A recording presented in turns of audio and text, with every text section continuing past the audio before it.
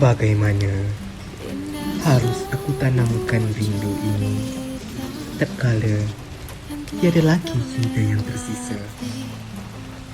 Nampaknya Tuhan juga telah mengambil segala ingatan dariku. Kerana sejak dari awal lagi, sememangnya aku tidak punya apa-apa.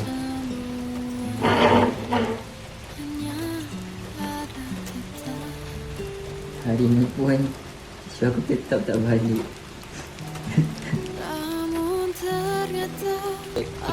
Ya Allah, andai kematian saja yang mampu membuatkan mereka pulang menjengukku, maka kau cabutlah nyawaku.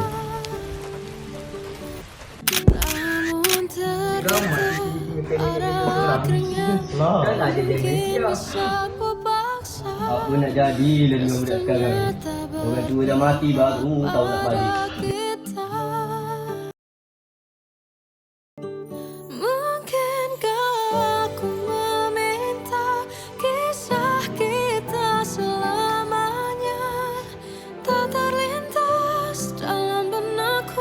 Pasti nenek tak boleh fikir itu susah lagi.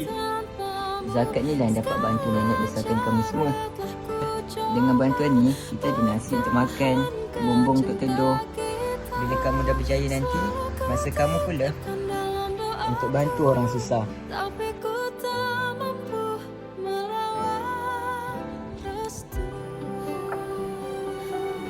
Tak payahlah beli beg baru. Banyak lagi ni.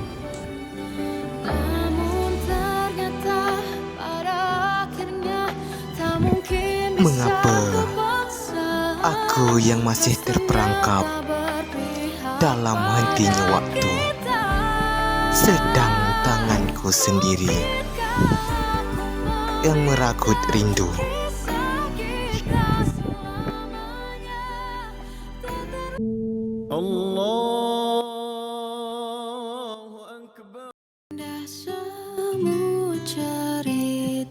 Terkala kita sedang lena di ulit gembira dan takbir raya, masih ada manusia di luar sana bergelut mencapai bahagia, merangkak dan merayu demi secerca cahaya.